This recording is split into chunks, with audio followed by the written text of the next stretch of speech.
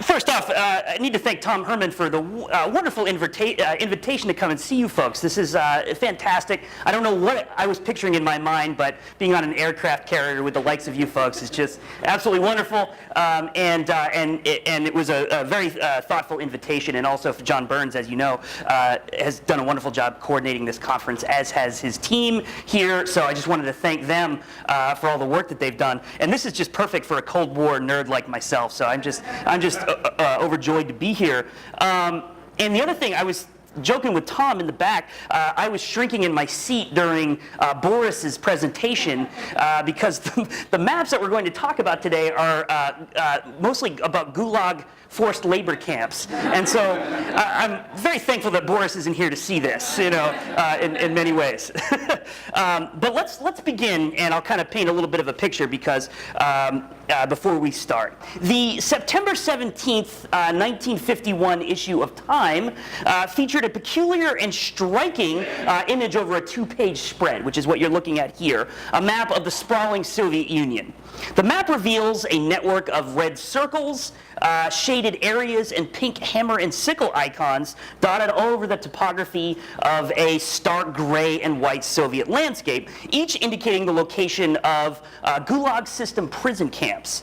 The accompanying text in Time tells a story of the map's provocation of an incident between the US and the Soviet Union at the 1951 San Francisco Conference to inaugurate a Japanese peace treaty. Here, the Gulag Slavery Incorporated map became a cartographic weapon when Missouri's Congressman O.K. Armstrong walked up to the Soviet Deputy Minister of Foreign Affairs, Andrei Gromyko, and asked him if he wanted to see a map of Russia. "I'd be delighted," said Gromyko. Unfolding the map, Armstrong helpfully explained it happens to contain an accurate portrayal of every slave labor camp in the Soviet Union. Gromyko blinked at the map, mumbled no comment, and handed it to an aide who tossed it into the aisle. And you can see that scene here as brought to us by Time magazine in 1951. So indeed, below the imposing map are before and after style photos of the incident. On the left, we see Republican Representative Armstrong unfolding the map before a sitting Gromyko. On the right, we see a stone-faced Gromyko staring ahead as the map sits beside him on the floor of the conference room. Of course, the Armstrong-Gromyko exchange can be added to a long list of the minor anecdotes in the history of chilly Cold War diplomatic relations. Yet a deeper exploration of this map reveals a compelling case about both the strategic and ideological functions of mapping during the Cold War. Before the map became this kind of diplomatic prank in the hands of Congressman Armstrong, it began as a collaboration in a global labor research project between the AFL-CIO and the United Nations Economic and Social Council, authored by a Russian immigrant ghostwriting journalist, underwritten by the CIA and publicized internationally by Voice of America Radio. So the many uses and appropriations of this piece has led to its citation as, quote, one of the most widely circulated pieces of anti-communist literature in U.S. history. In this era, maps were constantly appropriated, debated, revised, and reappropriated. Cold War maps lived. They were active and malleable documents, such as seemingly bipolar, universal, and fixed conflict as the Cold War required, seemingly fixed, as the Cold War required immense work to maintain this image of fixity. Maps thus had to continually reproduce and maintain this essential artifice of the conflict.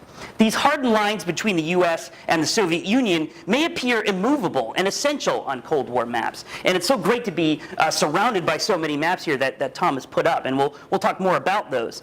But, however, the hardening of these lines only comes from the map's ability to draw and be drawn into the active construction of the Cold War. So we're really going to talk about how Cold War maps didn't just reflect what was there, but they were actually used. These are important material documents of the Cold War.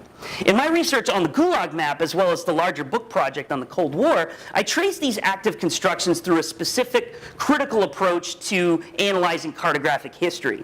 A map possesses what I would call a rhetorical life. In other words, a map has a particular lifespan in which it exists as a communicative practice, as it works through the intersection of public and private spaces, institutional and popular contexts, and artistic and scientific modes of collection, synthesis, and expression. So maps, there's a lot of movement here, and which we'll see in the example. Maps like the Gulag Project, for instance, reveal what geographer Trevor Barnes and others have called, quote, the mangle of collaborations and competitions between the foreign policy institutions of the executive branch of the U.S. government, the defense apparatuses of the armed forces, private and independent organizations such as the AFL, which we'll talk about, the popular journalism at outlets such as Time, and even supranational powers like the United Nations. The notion of a map's rhetorical life then points importantly at how a map reflects and shapes its multitude of conflicts as it lives and functions as this material document. Rob Kitchen and Martin Dodge have expressed that a map is, quote, brought into the world and made to do work through practices such as recognizing, interpreting, translating, communicating, and so on. It does not represent the world or make the world. It is a co-constitutive production between inscription, individual, and world. A production that is constantly in motion. Maps then are always mapping, attempting to appear representative, and this process is what makes maps so dynamic in the Cold War culture. So you can see I'm sort of a map nerd. I believe deeply in the power of maps. So hopefully I can sell that to you during this presentation. I'll be sort of a huckster for maps here, right? I will argue here specifically that the rhetorical life of the Gulag map evidences an attempt by its various producers and circulators to give America the power to label and thus control and contain Cold War space, right? So merely affixing the specific location of a secret force labor camp to a map represents a powerful political act. In the increasingly abstract spaces of missile trajectories, packs, blocks, both sides in the conflict struggled to marshal knowledge of each other's potentialities, right? And you all understand this. As such, the Gulag map reflects America's anxieties around its ability to strategically use what Susan Carruthers terms the transatlantic politics of knowledge in charting enemy space. And these terms of space and place are very important here. In today's presentation, I will trace the origins and various mediated appropriations of Gulag slavery incorporated in popular government and military and academic settings. And I struggled because I wanted to talk about the larger book, but I'm going to use this example as one to kind of get into the larger book's arguments. Does that make sense? So we'll try to use that as a jumping off example because I think it is such a compelling example. So a few months after embarrassing Minister Gromyko, it was Representative Armstrong speaking at a keynote in front of the Conference on Psychological Strategy in the Cold War, who pointed out, I quote him, "Our primary weapons will not be guns, but ideas and truth itself." So there's the ideological aspect of what's going on here. How a map merges such ideologies of truth into informational weaponry in both its visual display and its circulation becomes central to understanding the particular Gulag case. And at the end of the presentation, what I'd like to do, if we have time, if not, I'll give you the handout and we can sort of talk about it after. I would like to offer a way that something like the Gulag map can actually be productively employed in the classroom, something to apply this kind of concept to what you folks are doing on the ground every day. All right? But let me begin with the origins and production of this map. So Alexander Solzhenitsyn's Gulag Archipelago made Gulag a household name upon its sensational publishing in 1973. But 26 years before its popularization, Russian emigre turned crusading anti-communist journalist Isaac Don Levine was trying to bring it to public consciousness. Levine had been a ghostwriter for a series of sensational Soviet defector narratives. Again, so glad Boris isn't here. And he also notably introduced Whittaker Chambers' story of communist infiltration to the attention of the State Department, setting off a chain of reaction of events that would reach their full effect in the Hist trials that set the tone for the early Cold War. Levine was also, for our purposes, the editor of the anti-communist magazine Plain Talk from 1945 to 1950. And in the May 1947 issue of Plain Talk, Levine introduced the first version of Gulag Slavery Incorporated, at this stage more simply titled The First Comprehensive Map of Slave Camps in the USSR. Levine's text refers to it as a documap. That's an interesting term, a documap, D-O-C-U-M-A-P. And this labeling is a pointed rhetorical choice, as it heightens the focus on authenticity and truth, as if the map was simply bearing witness to secret atrocities across a vast continent. In this sense, the map packages itself as what I would call an evidentiary weapon for fighting the Cold War. Evidence as weaponry, a role it would play often in the conflict's duration. Now, much of Levine's data and style was based on, this is a beautiful map here, much of Levine's data and style was based on the map from the 1945 volume La Justice Soviétique by two Polish military officers. La Justice Soviétique was one of the first books to bring in first-hand accounts by prisoners and featured some of the first attempts at quantifying slave labor in Russia. Their map was a stylized red, black, and white rendering of camp locations with a tiny margin made of prisoner release certificates. I don't think you can see it too well, but up here are basically passports of prisoners who were in the Soviet Gulag camps.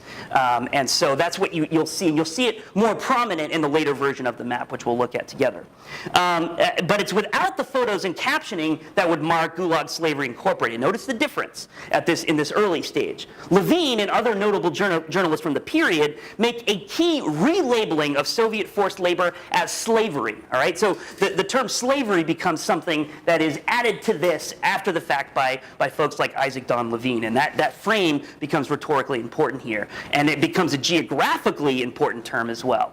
An early review of the map in a 1947 editorial in the Chicago Tribune, for example, noted the map's appearance overseas and praised its circulation. So this is already starting to move. And it valorized the authentic production process of the map, highlighting that the plain talk editors based their study on nearly 14,000 affidavits and other documentary material obtained from liberated slaves.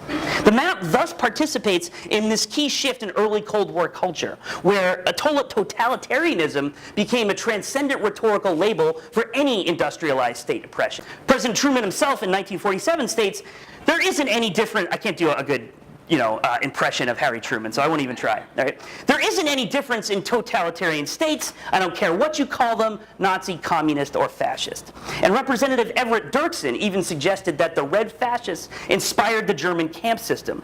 Why, it was from Russia that the infamous Hitler got the technique for the cow. Make no mistake about it, it was borrowed from the people who would create an empire of the mind in the world and destroy freedom in this country. So this rhetoric is not mild by any stretch of the imagination. Thus, the rhetoric of slavery was politicized under a totalitarian label through the iconic symbol of the camp. Rather than victims of human cruelty, camp laborers were victims of political ideology, that empire of the mind. A more abstract formulation that the abstract lines of a map support well. So actually, in this case, the abstraction of a map, it's not a collection of photographs, it's a map. The abstraction, the general abstraction of a map actually supports the kind of abstract ideological rhetoric that we see here. With these rumblings about the specific location of labor camps in Levine's map, the issue began to gather greater attention. So beginning in 1947, the AFL, the American Federation of Labor, tried to lobby the UN to get involved, but the AFL was ultimately unsatisfied with the lack of response. So through its Free Trade Union Committee, the FTUC, the union decided to wage a specific campaign galvanizing both domestic and international public opinion in a more innovative way, and the Gulag map offered that kind of innovation. Now, the FTUC, this is when you're sitting there as a nerd in the archives looking through this stuff, this is where the sort of smoking gun stuff comes. So the FTUC was covertly funded by the CIA. So according to historian Russell Bartley, as, quote, a Cold War foreign relations arm of the AFL used by successive U.S. administrations to combat communist influence in the international labor movement. So this is interesting to us. Why a map?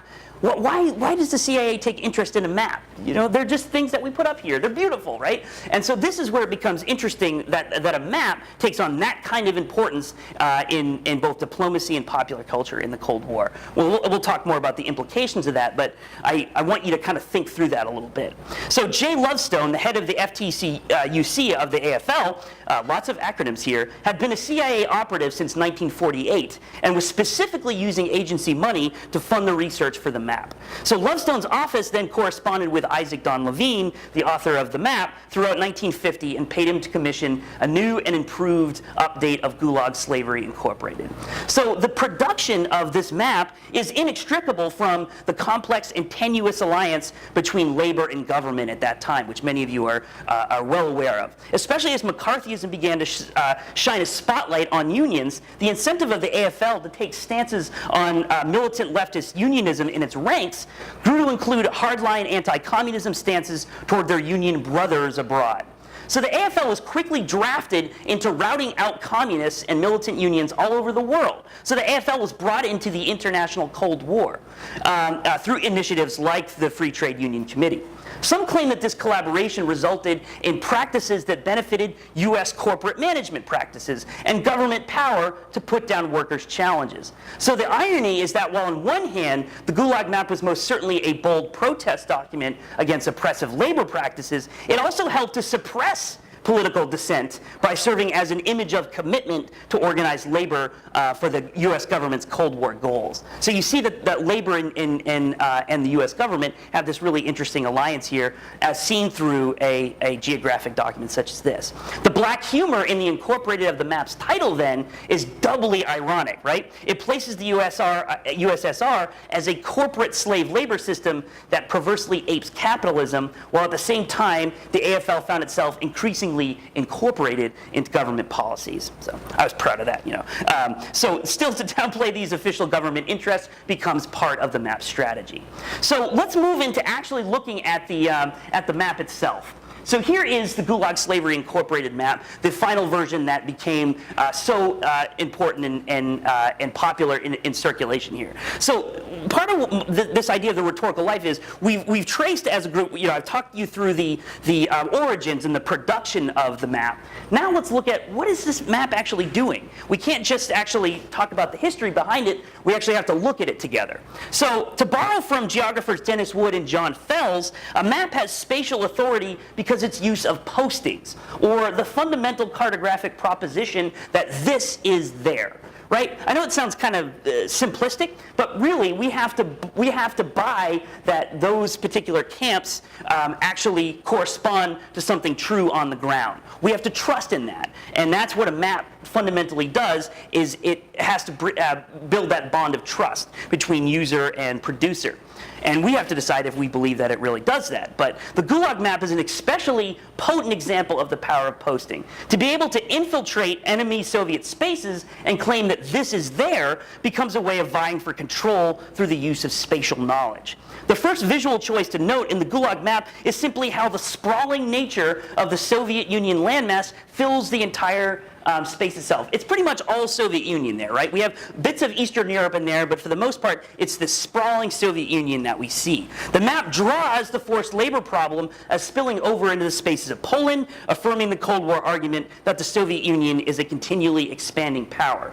This is a little bit more subtle, not super subtle of a map, but it's a little bit more subtle than the octopus, right? Or the Soviet bear sort of reaching in. This is a little bit more subtle, but it goes by the same principles in a lot of ways. That this propaganda map is that this is a continually expanding imperial power. All right? The USSR's landmass is slightly rounded so that the country appears uncontainable.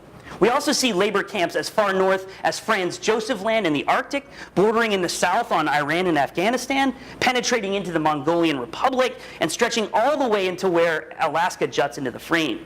In addition, the higher density of sickles in the western part of Russia it divorces the camps from their perceived isolation in the wastelands of Siberia, and instead places the camps right inside the highly populated west. Did everybody see that? So that's an important piece of this map, is that it's saying that this is part of an industrial system right in our most populated areas. So the choice of the hammer and sickle iconography is another important thing here. It creates a kind of artificiality in the Gulag Map.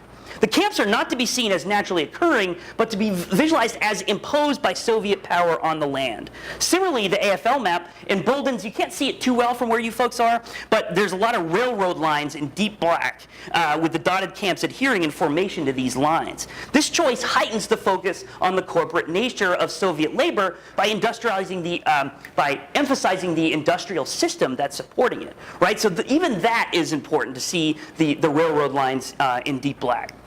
So you have to look for these hints in doing an analysis of the map. Levine's version also features facts about the types of materials that individual camps produce.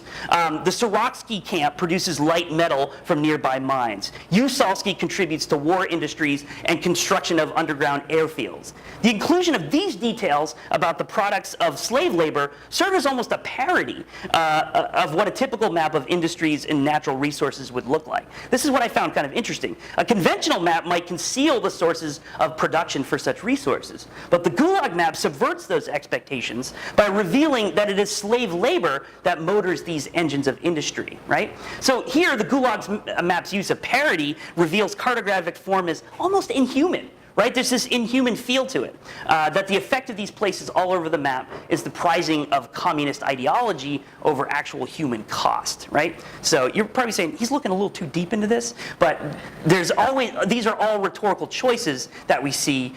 These are all intentional, right? Did you have a question?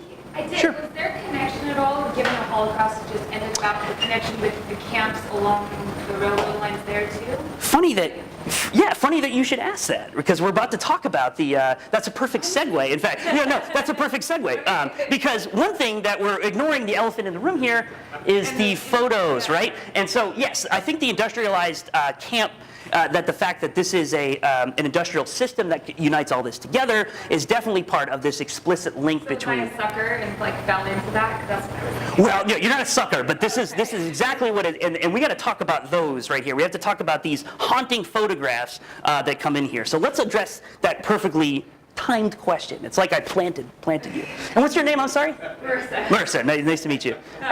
So the map. Let's. First of all, let's talk about the posting of the 175 camps begs for, and this goes with your question too, begs for an acceptance of accuracy and precision, that these abstract dots will correspond to real camps on the ground, as we talked about. Thus, the map producers like Levine and the AFL are promoting their very ability to map such forbidden areas. With its hand-drawn place names, simple use of icons, and lack of other geographic information about the Soviet Union, the overall crudeness of the presentation, right? You get a crude sort of feeling. It's not like a National Geographic map of the era. It's a lot more almost as if a real survivor had produced this map. And so I think that I think is something that we need to talk about. And that's why I think it relates in a lot of ways to Holocaust visuality, which we're going to talk about. The collection of information is made to appear more experiential in its production, rather than compiled by institutions with large financial resources, which in fact it was, right? So there's in a sense, it's deceptive in that this crude presentation is actually done through very, very sophisticated methods, right? So the map especially supports these arguments for authenticity through its use of passports, photographs, and captions, right? So let's talk about this. The Gulag map builds an architecture around the frame that attempts to affirm this material truth of forced labor. For example, we'll go back to the actual main map. Here's another version of this map. The American Federation of Labor widely distributed a pamphlet in 1951 called Slave Labor in the Soviet World. It features a pitch black cover with red writing and stark barbed wire graphic running throughout the pages. A version of the Gulag map provided the centerpiece of the pamphlet, which is what you're looking at here. This edition pitted the map of the Soviet Union against a black background, not related to the rest of the world, divorcing it from its placement in the wider world. The photos of the camp children are absent. Here the main focus resides on the survivors' passports. While details in each passport are difficult to make out, the documents work together to make claims of existence. Again, the power of posting, right? That these official papers have been acquired at great peril and affirm our knowledge of what the Soviets are doing. The caption in the map also highlights the importance of the signatures of the camp commanders on these passports. In most editions, the viewer sees a half circle, as you folks can see, marked by a thick red line containing 3 3 pie-sliced shaped photographs of what looked to be camp prisoners with the simple title, Gulag Children, above the center photo. These photographs participate in transferring mediated experiences of fascism onto Soviet communism. So I think there is a direct link, and it plays on that power, that rhetorical power. As Levine has pointed out, most of the data for the map's compilation actually comes from affidavit testimonies from Polish prisoners upon being discharged from camps in 1941. So this map is actually based on information that's not even Cold War information. This is during World War II, right? So that's an important facet of the life of this Cold War map.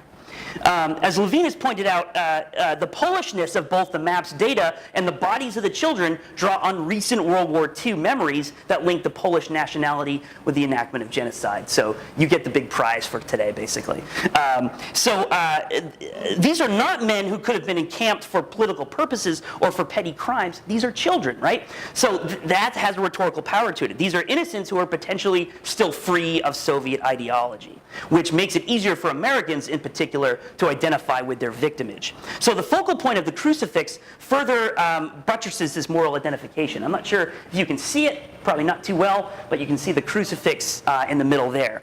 And that's an important symbol in what is seen as an atheistic space, right? The space of this particular map, the place that it's showing is considered to be atheistic, and that's important to see the crucifix. So you have this massive and sprawling space here, and that's what I think it's important about these hammer and sickle icons, right? They're obviously, it makes these camps seem immensely huge, that all Russia is a network of camps, right? And I think that's an important, say if you were to, and we'll talk about this at the end with a potential exercise to work with students, that's the type of thing you want to be able to pull out of your students is they have the visual tools to be able to say, hey, that's kind of strange. That dot doesn't actually mean the size of a camp, does it? And I think that's something that would be a nice leap to make with students. Because I think the audiences here are very complicated. It's on multiple levels that we're dealing with. Some of it is going to be labor unions abroad, but as I found in my research here, that this map actually reached all kinds of, for different civic purposes. It ended up in schools, for example, where teachers were talking about the evils of communism with their students. So it reached way further than I think they even expected. And it also had a really big international audience, as we'll see, because there are different versions of it that were translated into different languages. So let's hold that thought but the audiences are fascinating from this, all right? So the choice of children, back to the choice of the children here, it becomes particularly poignant, I think, and with the crucifix. Even as the photographs add specificity and emotional weight to the map, you don't usually feel emotional exactly when you're looking at a map, but this one pulls on you a little bit. With the caption of each child's name so small, it becomes more of a general, more abstract argument that the Soviets, going back to the gentleman's comment in the back, have created a vast impersonal system, right? There's nothing else that you see on this map besides these unusually large camps.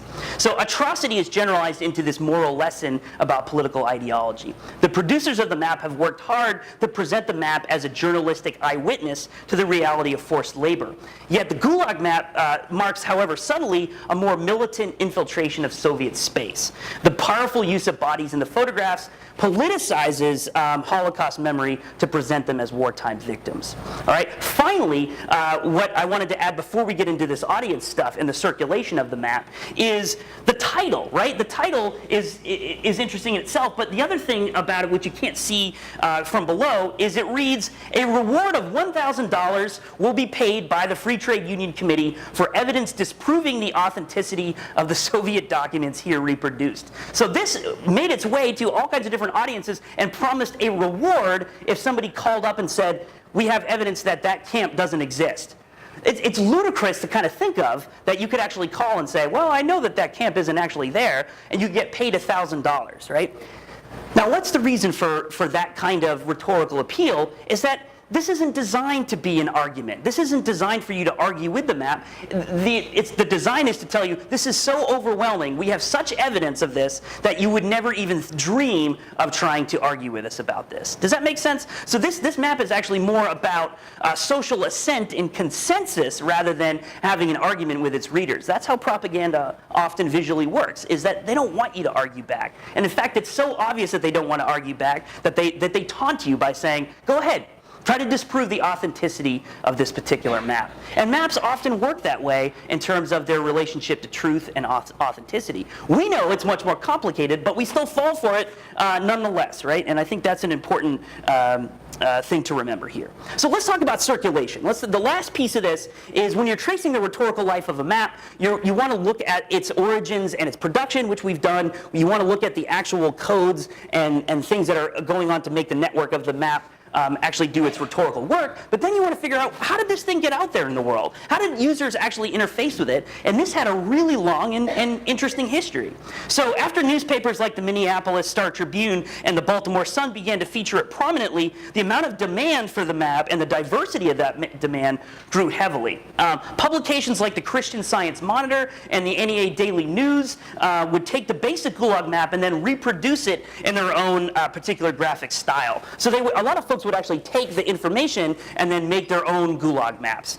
This is very creepy, by the way, that people were doing this. It's kind of a macabre sort of thing. And this Gulag Slavery Incorporated was becoming an ever more fluid kind of text. Not simply a finished and bounded visual image, but adaptable and contestable depending on the requirements of its producers. So maps are adaptable. Even though they look like this is a fixed world right here, people will take the perspectives and readapt them and reappropriate them for different purposes, right? So the AFL was inundated, this goes to your question, ma'am, was inundated with requests for reprinted maps from a wide diversity of institutions. So some examples. The Minneapolis Public Schools pointed out to the AFL that the map would, quote, be used and viewed by upwards of 1,100 pupils and teachers. A pastor at a Methodist church in Flemington, Pennsylvania, requested the map to, quote, use it with several study groups in the local church as we study the evils and dangers of communism to our way of life. Even individual citizens requested maps. A.D. Kuzow of Los Angeles. The Kuzow family would never know that they're having somebody give a shout out to one of their ancestors today, but A.D. Kuzow of Los Angeles asked politely of the AFL, he said, would you kindly send me the map of your slave labor camps of the atheistic Soviet Union? And William Chamberlain of Dayton justified that, quote, I would like very much to have a copy for several reasons. One of the best of these is that it is a very clever way of building up American patriotism. So you can see the civic uses of this map went beyond just the labor purposes of it. Such a diverse array of requests contributed to what I would argue is a new role for this map, that of an emblem for Cold War citizenship. Engaging with the map was seen as a public duty by many to spread awareness about the oppressiveness of Soviet ideology. To know and quantify the spaces of the enemy in the Cold War is to be a consenting participant in that conflict. Right? Cartographic knowledge needed to be actually understood, taught, and disseminated by citizens themselves in meaningful social exchanges. Now, adding texture to the map's strategic function as a Cold War weapon was its growing utility as an international instrument. Voice of America broadcast picked up the Gromyko story and proceeded to describe the maps to viewers on the air. This story circulated especially widely in Latin America and received 400 airmail requests for maps from these areas. A Chilean miner, of all people, wrote to the Voice of America, please send me the map you offered so that I may show it to my coworkers who unfortunately are influenced by the poison of communism. So a lot of this is me just kind of sifting through these old letters, and it's amazing the range that this map took on. Thus, the Gulag map could serve official government objectives in Latin America by creating the appearance of a public service function. Finally, the map would also serve such purposes in various ways throughout Cold War Europe. So in West Berlin, the map was plastered strategically so that it could be seen by people crossing during a communist youth festival. The AFL produced a French version for distribution. And in October of 1951, Soviet military police seized 500,000 copies of the German version version, which was being printed through U.S. Information Service channels in Vienna. Now, I love this particular story. I think you guys will like this. The contracted printer for the United States Information Services lived in the United States sector of Vienna, but sent it across town to be finished by a binder and his wife, who lived in the 10th district of the Soviet sector, and got arrested for it, unfortunately. So that ability of the map to penetrate Soviet space became more literal here. The map makes its visual arguments, as we've seen, but it also is a material force as the processes of its production and even its printing become part of a Cold War skirmish. So, and as if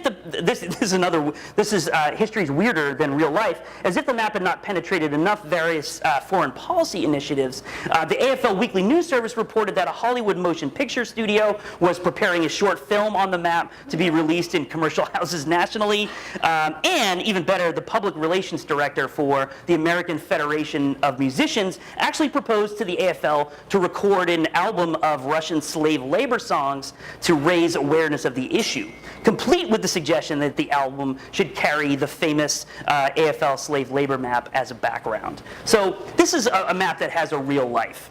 The public engagement with the Gulag map eventually died down in the mid-1950s, but the map itself continued to leave traces long after its remarkable circulation.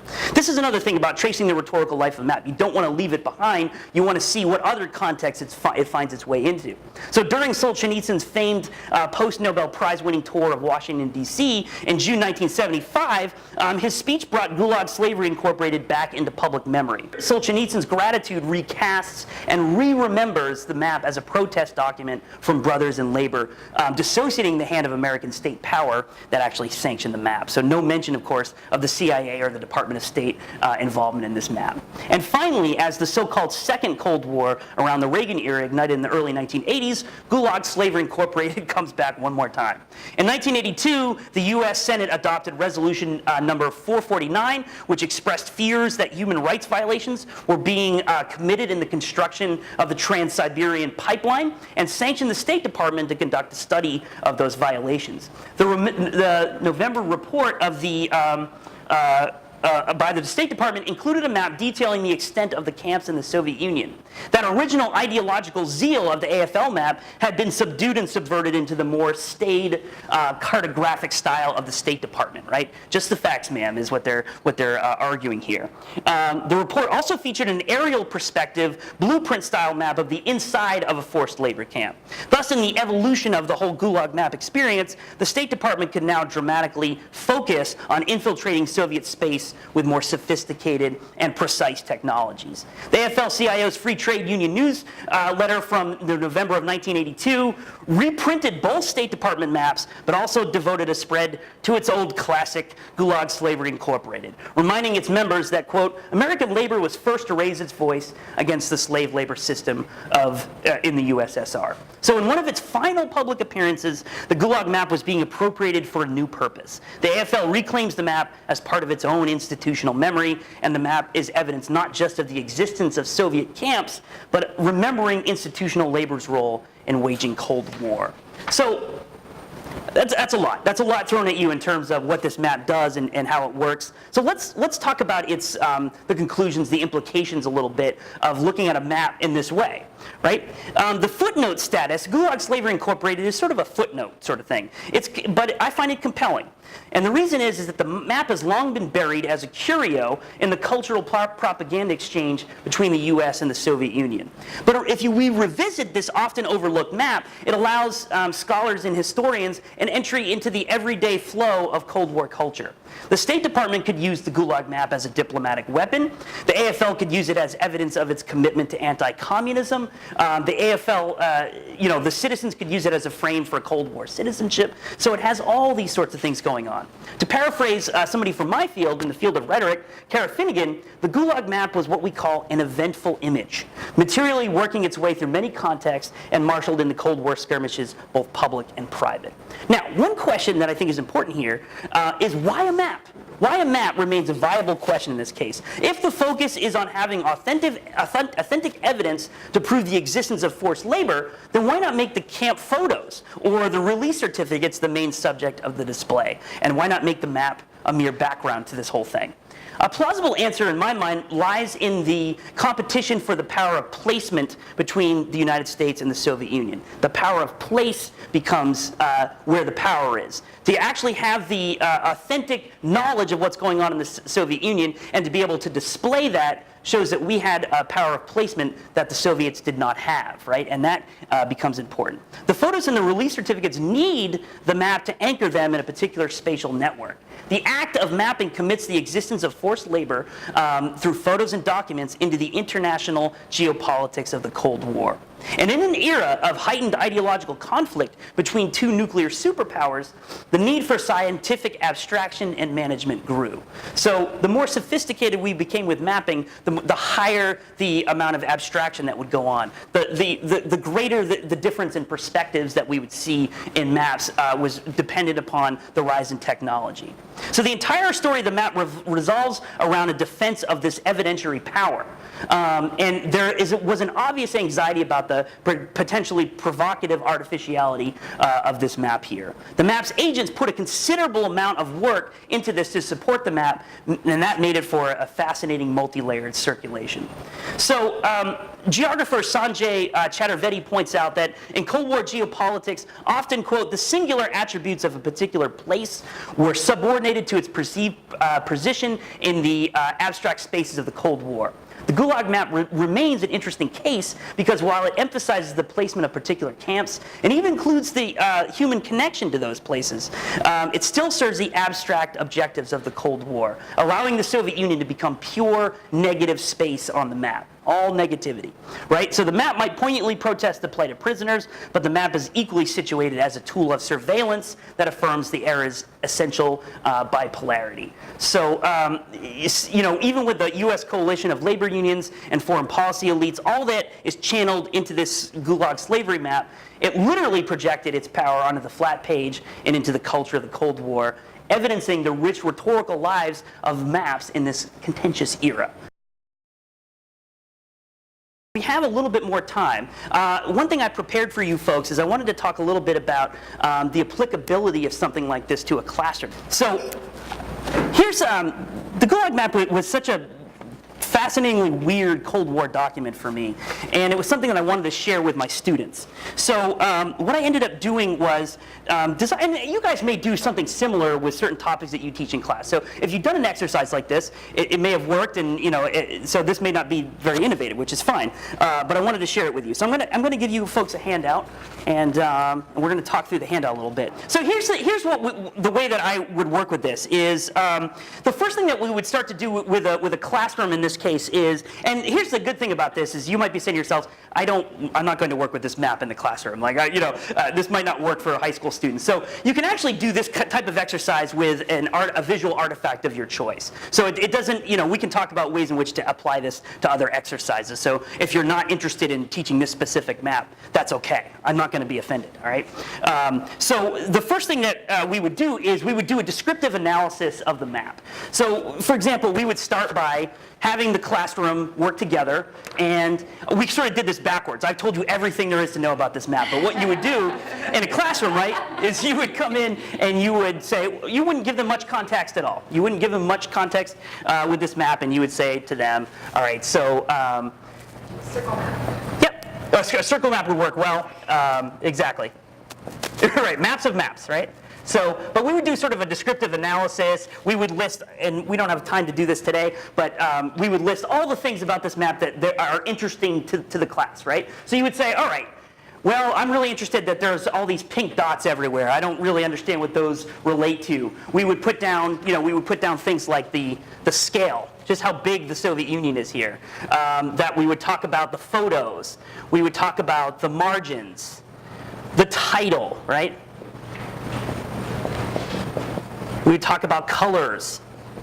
Passport. What else? The passports. Yep, perfect. Passports. The text, right? The text of what's going on here. What else am I missing? Just for the sake of it, what else am I missing? Signatures. Signatures, perfect. Yep. Signatures. What else? I'm intimidated teaching a group of teachers. Sorry, I'm just going to put that out there. I can start with Where's America? So that Alaska is Yep. on there, shows closeness. Yep. Proximity. Yeah, proximity, great word. Great word for what we're doing here, proximity. Yep, we talked about projection a little bit earlier, which it might be a little bit of a stretch for them, but what else? Anything else? Well, that's a good, I mean, we'll just have, for the sake of purposes, we have a nice discussion with the students about descriptively, what visually are they seeing? And that's good for, their actual tools for doing this are actually sometimes better than we think. They're actually really good visual learners. They can do a lot with just looking at something and pulling it out. So here's what we're going to do next. So I have here in my hands a list of, I'm going to hand out primary sources to each of you, all right? And we only have time to, spend a minute or two with this, but let's do it just to sort of simulate it. I have a pile here of primary sources that relate back to this map, okay? And what you would be able to do is you would say to them, you don't give them much context. You say, I'm going to hand out a source that all you tell them is that it relates to that map. They don't have to know it really anything else. Each of you is getting a primary document, or in some cases a secondary document. And so this is a good exercise in which to kind of talk about the differences with students around primary and secondary sources. Okay. Now, this is what I want all you folks to do. I want you guys to, it's okay to be confused. I think the confusion around this is kind of interesting, right? So you're given this fragment of a source that relates back to the map. So what I want you to do is there's 3 things that I want you to look for in the source that you get. And you guys are smart, so does everybody get one? Yeah. So you may not know what this is, but there are 3 things that I want you guys to take a look at here. All right. 1, what do you think it is?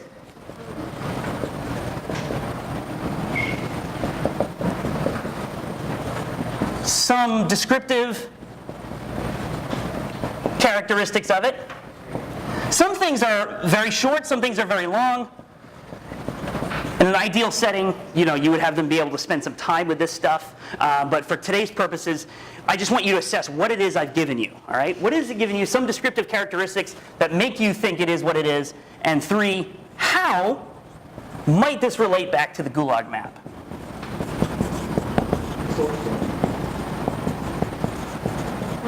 Okay?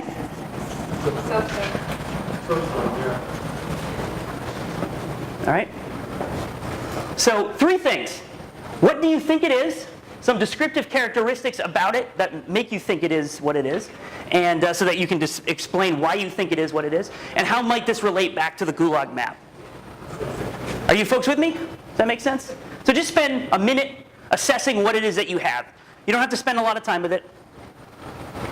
One of the things that we're doing is we're trying to, and you folks know this, you do this all the time, is the content of the source is just as important in some ways as the form of the source. What kind of source we're dealing with is just as important as the content of that source. So something as innocuous as this map, you can actually illuminate from the research behind it. All right? This is what you would do next in the exercise, is you would make a list. Okay, and you would have an inventory.